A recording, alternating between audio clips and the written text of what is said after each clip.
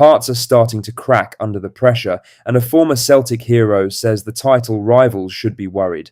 We have also got a massive transfer blow involving one of the most sought-after names in Scottish football, a Bundesliga midfielder linked as a potential long-term replacement for Callum McGregor, and Chris Sutton has made a brutal prediction that Celtic fans will not want to hear.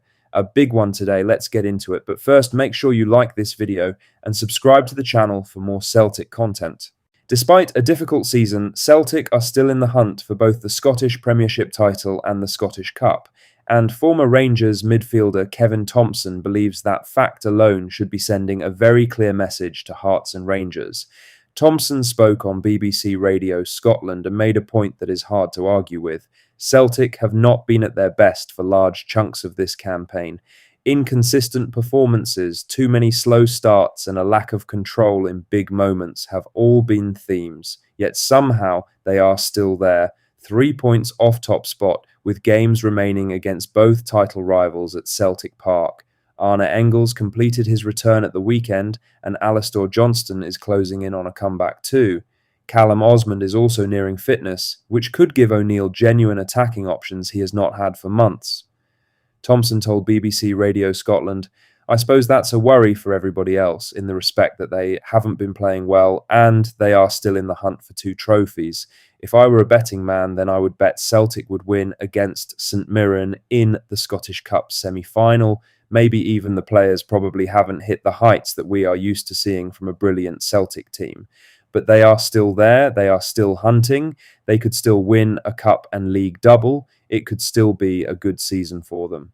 That is a significant statement from someone with no reason to talk Celtic up. The resilience has been there even when the football has not. Hearts and Rangers still have to come to Celtic Park, and with key players returning, the Hoops are far from a spent force. Now for the main story, as a major blow has emerged in Celtic's pursuit of Andy Robertson, with reports claiming the Scotland captain has a verbal agreement in place to join Tottenham Hotspur this summer. Transfer insider Fabrizio Romano has reported that Spurs have already reached a verbal agreement with Robertson for a move in June, with the Liverpool left-back open to the switch providing Tottenham retain their Premier League status. That is the one condition hanging over the deal, but if they survive, the transfer looks set to go through. The timing of this is painful for Celtic. The idea of Robertson returning to Glasgow has been discussed for some time, and it is easy to see why the link exists. He came through Celtic's academy, he has spoken warmly about the club, and his contract at Liverpool is running down. On the surface, it looked like a real possibility. But the clubs involved in this race make it clear just how difficult landing Robertson would be. Alongside Tottenham, Juventus, Atletico Madrid and Napoli have all been mentioned. These are clubs competing in Europe's biggest competitions week in, week out, and that is the level Robertson is still operating at. The reality is straightforward. Celtic would need to offer European football at the very highest level to be a genuine option in that conversation, and right now that is far from guaranteed. Robertson is not at the stage of his career where a sentimental return is the obvious move. If Tottenham stay up, this one is done. Even if it falls through, the other clubs involved would likely move ahead of Celtic in the queue. In other news, Celtic have been linked with a move for Cologne midfielder Eric Martell ahead of the summer transfer window, with the 23-year-old increasingly being seen as a potential long-term answer to the Callum McGregor question. Turkish outlet Photomac have placed Celtic among a group of clubs monitoring Martell, alongside Besiktas, Stuttgart and Fiorentina. The key detail is that he is in the final year of his contract at Cologne, which means he could be available at a reduced cost, or potentially on a free transfer this summer, depending on how negotiations develop. Martell plays primarily as a holding midfielder, sitting in front of the defence, breaking up play and keeping possession simple. He can also drop into the backline when needed, which gives him the kind of versatility that makes him attractive to clubs looking to strengthen the spine of their squad. That is exactly the profile Celtic have been missing, as cover behind McGregor. The comparison with Arne Engels is a relevant one.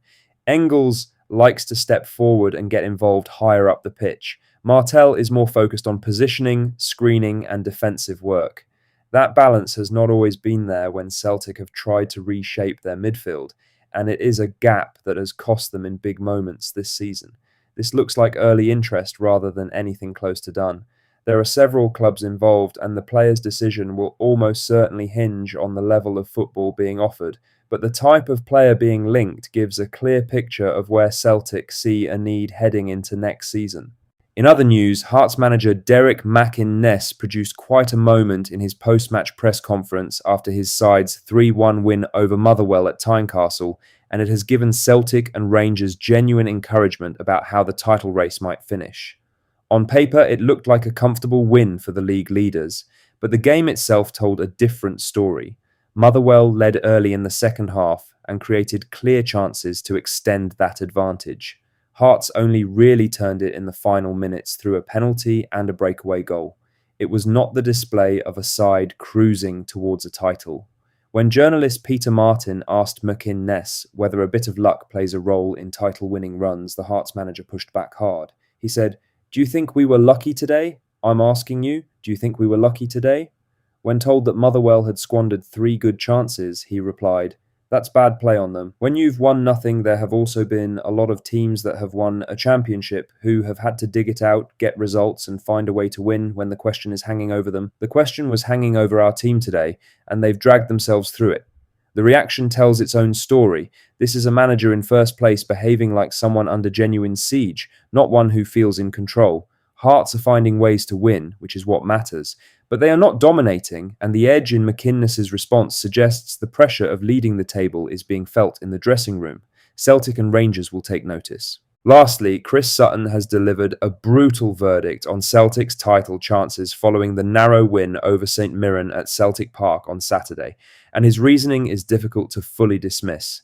Celtic are still 3 points behind Hearts and 2 behind Rangers with 5 games left. Crucially, 2 of those remaining fixtures are at home against the teams directly above them, which means the opportunity is still very much there on paper. The win over St Mirren kept them in touch, but Sutton has looked past the result and focused on how the game actually unfolded. Celtic went ahead early but never really took control. St Mirren grew into the match in the second half and had spells where they looked just as likely to score. For a team that needs to win every remaining game, that was not the performance of a title contender. Sutton said on the warm-up, "Do we now think it's a 2-horse race? I'm now ruling Celtic out of the title race. The thing about the weekend is I've never seen St Mirren in all my years in Scottish football go to Celtic Park and play like that in the second half.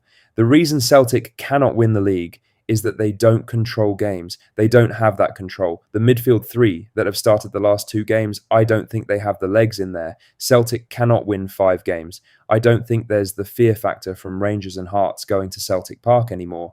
They believe they can go there and win." That's all the latest Celtic news for today. Make sure to hit that like button, subscribe if you haven't already, and drop a comment below with your thoughts. I'll see you in the next one. Hail, hail.